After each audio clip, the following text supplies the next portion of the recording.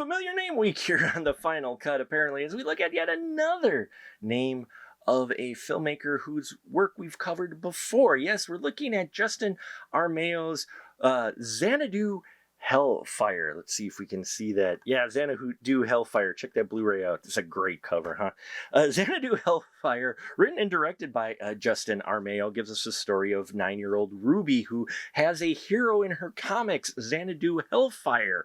Well, little does she know that Xanadu Hellfire does exist, but she exists way in the future while she's battling evil folks and protecting her village, as well as fending off her sister, who wants Xanadu out of the picture so that when their mom goes to the great beyond, she can take the throne.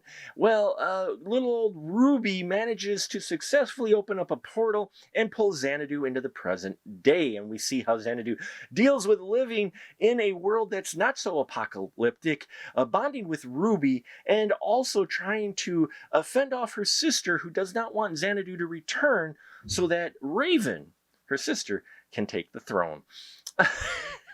Yeah. Didn't know what to expect. I love the two Bloodsucker Jones films, but those have a little bit more mature humor to them. But here, yeah, Xanadu Hellfire, man. This film right here feels like a family movie. And I didn't expect that. It's got that spirit, but it's still fun. It still takes place in the Armeo cinematic universe, the ACU, if you will, because we got a couple familiar faces who show up in here, which just brought such a smile to my face.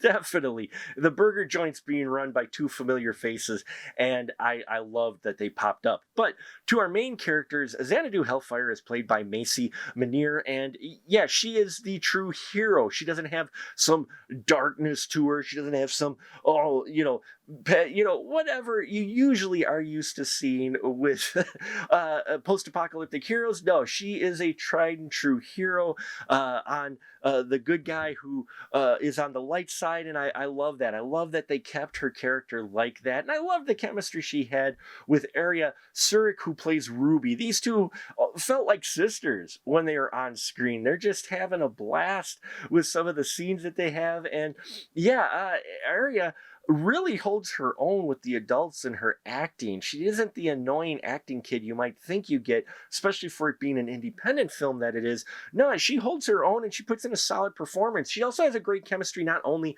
with Macy, but also with Ryan Thomas, who plays Stephen, her dad.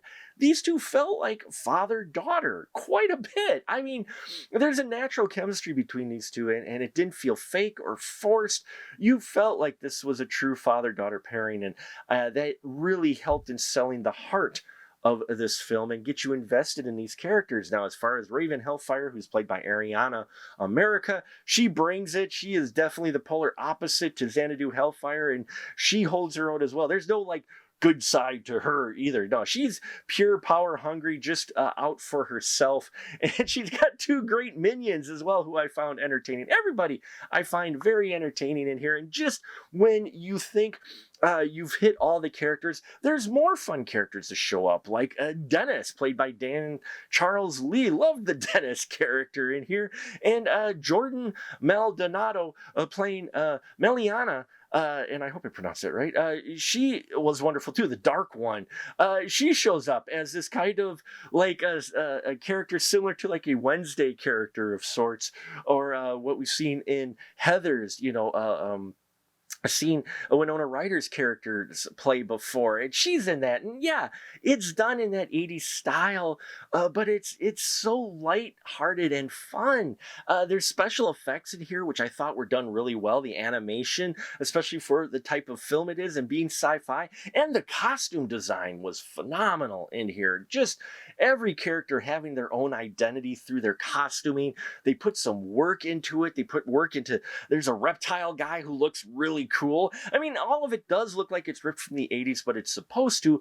But there's a really adorable, pure heart to this film that I just did not expect. And look for even a somewhat cameo by Tristan Risk in the form of a poster, in the form of Mermaid Tristan, which she only shows up for a second, but like, oh, hey, That's Tristan Risk. So there's a great nod there as well. I mean, overall, this is a film that I think everybody could find something to enjoy in. Don't go in thinking that you're going to get something like Turbo Kid with a lot of gore and such. No, this is like a PG version of Turbo Kid of sorts. It's it's very family friendly and very fun. So there you have it. Thank you so much for watching. Please check out our Patreon if you haven't already. If you've seen Xanadu Hellfire, love to hear your thoughts on this movie. Also, help us get to 2,500 subscribers by the end of the year by hitting the subscribe button down below if you haven't already. I appreciate the support, and until next time, remember, keep that ticket stub.